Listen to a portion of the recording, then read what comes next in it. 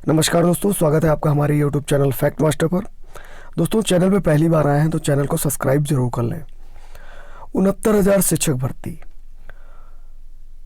दोस्तों, जितने भी लोगों ने सहायक अध्यापक शिक्षक भर्ती परीक्षा उत्तीर्ण कर ली है वो निश्चित रूप से इसमें पार्टिसिपेट करेंगे, इसमें कोई दो राय नहीं है। बीटीसी का 2015 बैच, उसको लेकर के काफ़ी ज़्यादा जो है बहस चल रही थी सोशल मीडिया पे। तो आपको मैं अवगत करा दूं कि भर्ती हुई थी 72,825 की, और उस भर्ती में 2011 में टेट की परीक्षा हुई थी और टीटी की मेरिट पे वो पूरी भर्ती हुई थी। और उसी भर्ती में 2011 में अपीयरिंग वाले पास हुए थे, यानी 2012 में जिनका रिजल्ट आया था वो लोग पास हुए थे 2011 वाली भर्ती में।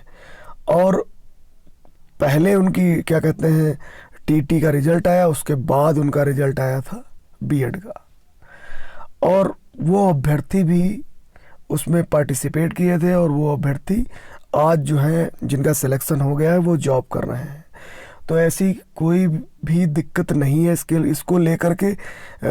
सीधी सी बात है, जैसे मान लो कोई सरकार यदि कोई नियम बनाती है, पहली बार तो सरकार ने विज्ञप्ति जारी की, उसके बाद सरकार संशोधित विज्ञप्ति जारी कर रही है, यानी कि सरकार के पास ऐसा कोई नियम कानून सरकार ने बनाया ही नहीं है। ये बेसिक शिक्षा परिषद की कोई नियमावली ही नहीं है। सीधे 2 लाइन में लिख दिया कि बेसिक शिक्षा नियमावली के तहत जो है ये अर्हता रहेगी, संशोधित कर दिया बाद में उसको। तो ये सारी चीज़ें हैं, तो कोई भी बाहर नहीं है। हाँ, इतना ज़रूर हो सकता है जितने लोग पास हैं 69,000 शिक्षक भर्ती में, वो लोग फॉर्म भरेंगे। फॉर्म भरने के बाद आप देख रहे होंगे, जब से 69,000 शिक्षक भर्ती का हाई कोर्ट से रिजल्ट आया है, जब से इस मेरिट पे रिजल्ट आया है, तब से गुटबाजी कितनी ज़्यादा हो रही है। और यही सेम गुटबाजी देखने को मिली थी जब 2011 में 72,825 की भर्ती हो रही थी। तो उसमें कुछ संशोधन वाले लोग हैं, उनका अलग गुट है।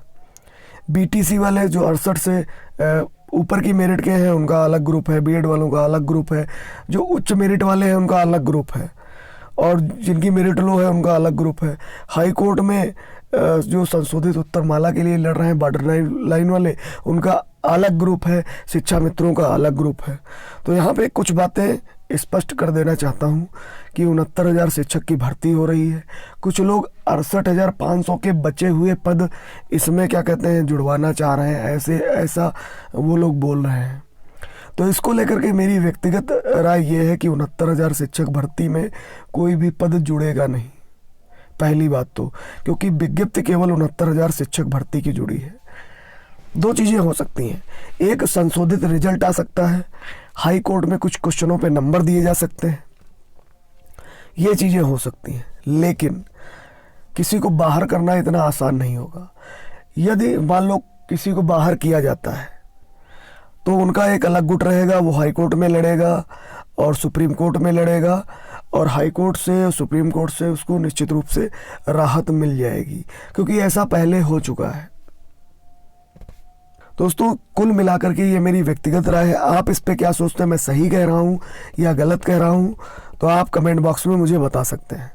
दोस्तों, फॉर्म भरते समय आपको किन बातों का ध्यान रखना चाहिए? यदि आपने अभी फॉर्म नहीं भरा है तो पहली बात तो जो मोबाइल नंबर आपका हो उसको अपडेट कर लीजिए, यानी कि मोबाइल नंबर वही डालिए जो आप अगले 2-3 सालों तक रख सकें, ऐसा नहीं कि उसको हटा दें, ठीक है? इस बात का ध्यान रखना। और फॉर्म में 2-4 चीज़ें बहुत ही महत्वपूर्ण होती हैं। यहाँ पे आपको रोल नंबर फिल करना है, जन्मतिथि फिल करनी है और मोबाइल नंबर। तो मोबाइल नंबर जो 2-3 सालों तक आप रख सकें उसी को अपडेट करिएगा, यानी कि जो मोबाइल नंबर आपका रहे वो कभी भी हटे नहीं जब तक ये भर्ती पूर्ण ना हो जाए। इसका आपको ध्यान में रखना है, ठीक है? और दूसरी बात ये है कि आपका नाम, फादर का नाम, मदर का कॉलम अगर नाम पूछ रहा हो तो मदर का नाम, और साथ ही साथ आपकी डेट ऑफ बर्थ और जो एजुकेशन क्वालिफिकेशन है आपका एकेडमिक, जिसमें आप भरते हैं, उसमें प्रमाण पत्र क्रमांक, अंक पत्र क्रमांक, ये सारी चीज़ें। और सबसे महत्वपूर्ण हो जाते हैं आपके मार्क, क्योंकि उन्हीं से जो है मेरिट बननी, हाई स्कूल, इंटर, ग्रेजुएशन और आपका टेट का, और उसके बाद जो है ये सहायक अध्यापक जो सुपर टेट हुआ है उसका। ये 4-5 चीज़ें बहुत ही ज़्यादा महत्वपूर्ण होती हैं। एड्रेस का इतना बहुत ज़्यादा मायने नहीं रखता, अगर उसमें कुछ फॉन्ट गलत भी हो जाते हैं तब भी कोई दिक्कत नहीं। दिक्कत कहाँ पे आएगी, आपका नाम, आपके फादर का नाम, मदर का नाम, डेट ऑफ बर्थ और आपके मार्क, ये बहुत ही महत्वपूर्ण होते हैं किसी भी भर्ती के लिए। मार्क इसलिए महत्वपूर्ण है क्योंकि यहाँ से आपकी मेरिट बनेगी। यदि आपका मान लीजिए किसी का अंक पत्र क्रमांक या प्रमाण पत्र क्रमांक कुछ गलत भी भर जाता है, तब भी कोई विशेष ज़्यादा दिक्कत नहीं होगी, वहाँ पे आपका एफिडेविट काम कर जाएगा। लेकिन मार्क आपके सही भरे होने चाहिए। तो कोशिश ये करें कि पूरा फॉर्म जो है वो कायदे से भरें, आराम से भरें। अभी साइट जो है थोड़ा सा क्रैश चल रही है, तो क्रैश साइट चल रही है, तो 1-2 दिन में वो ठीक हो जाएगी। अब आप खुद ही देख लें कि बेसिक शिक्षा परिषद में 1,46,060 लोगों को फॉर्म भरने हैं और साइट पहले दिन ही साइट जो है क्रैश कर गई। इनका सिस्टम समझिए पहले। फिलहाल काफ़ी दिन है, शायद 9 दिन है, 9 दिन में जो है आवेदन प्रक्रिया पूर्ण कर ली जाएगी।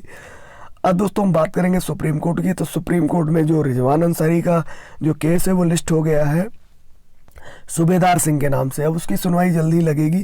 फिलहाल अभी तो 20 तारीख को क्या होना है ये देखने वाली बात होगी। सबसे महत्वपूर्ण हाई कोर्ट है।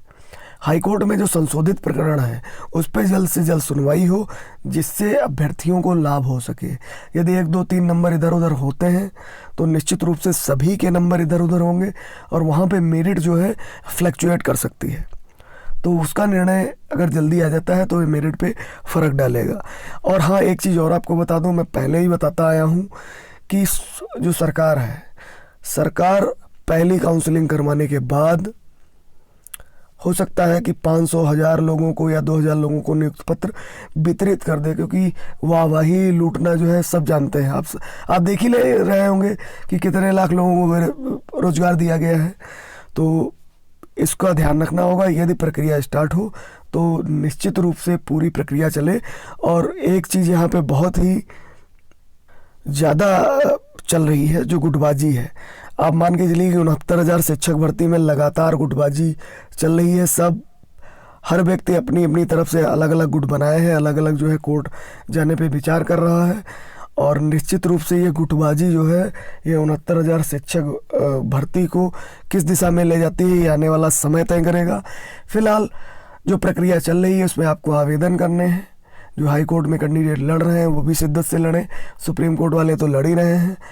अगर कोई भी क्वेरीज हो तो उसको आप 1-2 कमेंट ये भी आए हैं कि जो है याची के लिए, तो याची के लिए आप आपके जो भी सहपाठी हों, जिनसे आपका संपर्क हो, जिनको आप जानते हो, उनके साथ आप हाई कोर्ट जा सकते हैं, याची बन सकते हैं। जल्द ही मिलते हैं एक इन्फॉर्मेटिव वीडियो के साथ। यदि आपकी कोई क्वेरी है तो कमेंट बॉक्स में बताइएगा। हमारे टेलीग्राम ग्रुप और फेसबुक पेज से जुड़ जाइए, लाइक कर लीजिए। वहाँ मैं विभिन्न प्रकार की खबरें जो है पोस्ट करता रहता हूँ। और साथ ही टेलीग्राम ग्रुप से जुड़ जाइए, जिसका लिंक आपको डिस्क्रिप्शन बॉक्स में मिल जाएगा।